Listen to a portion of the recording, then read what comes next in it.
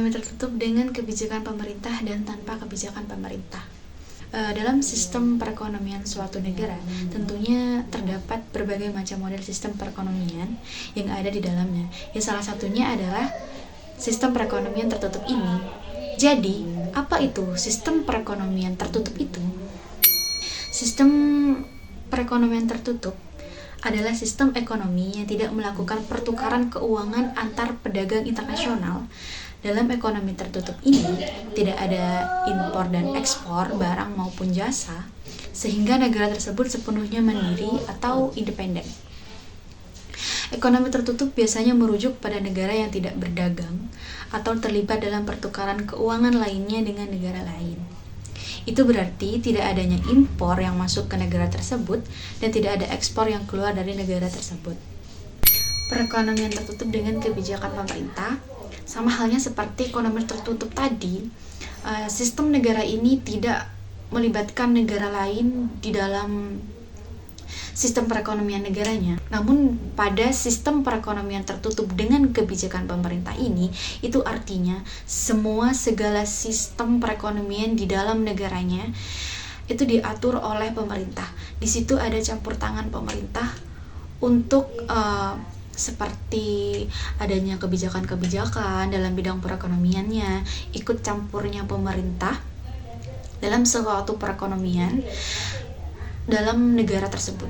Ekonomi tertutup dengan kebijakan pemerintah atau disebut juga dengan perekonomian tertutup 3 sektor, yakni melibatkan perusahaan, rumah tangga, dan pemerintah.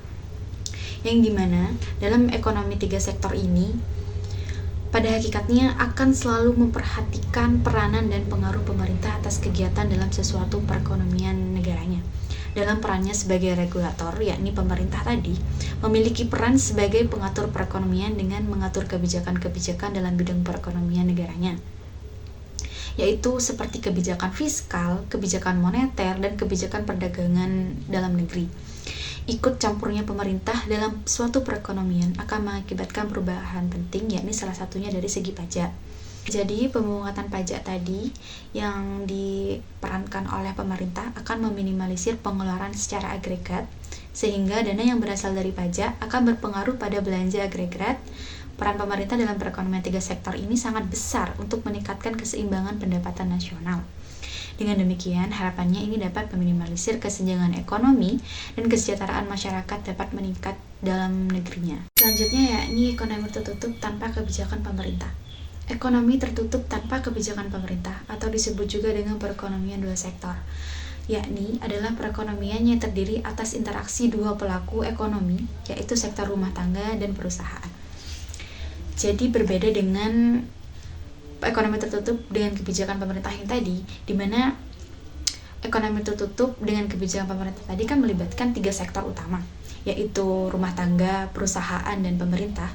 Namun, dalam sistem ekonomi tertutup tanpa kebijakan pemerintah ini hanya melibatkan 2 sektor pelaku ekonomi utama, yaitu rumah tangga dan perusahaan saja.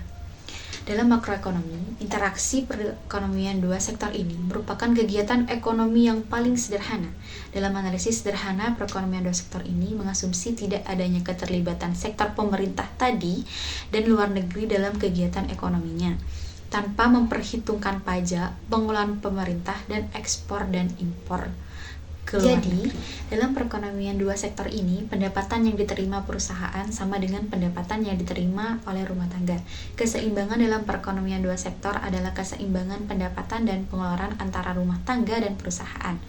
Aliran-aliran pendapatan perekonomian 2 sektor ini diperoleh dari sektor perusahaan yang menggunakan faktor produksi rumah tangga, yaitu gaji, upah, sewa, atau bunga dan keuntungan.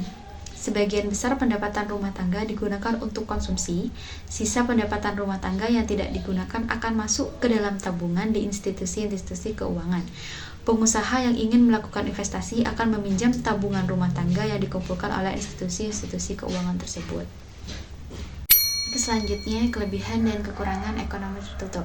Dalam sistem perekonomian tertutup dalam kebijakan pemerintah maupun tanpa kebijakan pemerintah, tentunya terdapat kelebihan dan kekurangannya. Berikut contoh kelebihan dan kekurangan dari sistem perekonomian tertutup tersebut. Yang pertama yaitu kelebihan dari perekonomian tertutup. Kelebihan yang pertama dalam ekonomi tertutup ini yaitu ekonomi yang lebih mandiri atau ekonomi yang independen tadi. Perekonomian domestik memenuhi semua kebutuhan dari sumber daya dalam negerinya. Jadi mereka tidak membutuhkan atau tidak melibatkan negara lain dalam perekonomian negaranya. Jadi mereka memproduksi barang atau jasa sendiri dalam negerinya tanpa membutuhkan pihak negara lain. Yang kedua, menghindari resiko nilai tukar dan guncangan ekonomi global. Resesi atau krisis keuangan menyebar melalui perdagangan internasional dan arus modal. Jadi, karena keduanya tidak ada, perekonomian tertutup tidak memiliki exposure terhadap resiko ini. Selain itu, risiko ini nilai tukar tidak berlaku karena tidak ada transaksi dengan sektor eksternal. Kelebihan yang ketiga yakni tidak adanya tekanan dari produk impor. Produsen dalam negeri tidak menghadapi persaingan dari produk luar negeri yang lebih murah. Maksudnya adalah tidak adanya tekanan dari produk impor ini karena mereka tidak mengimpor barang. Jadi mereka hanya menggunakan barang-barang produksinya sendiri, produksi dalam negeri. Jadi tidak ada tekanan produk impor atau tidak ada persaingan barang-barang brand dari luar negeri di dalam negaranya karena mereka pure menggunakan barang-barang dalam negerinya.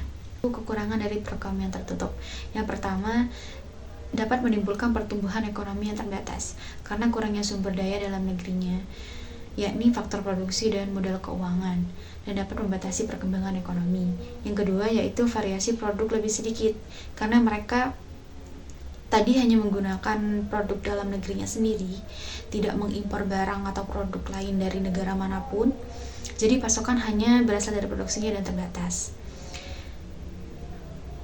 Yang ketiga yaitu dikecualikan dari hubungan internasional.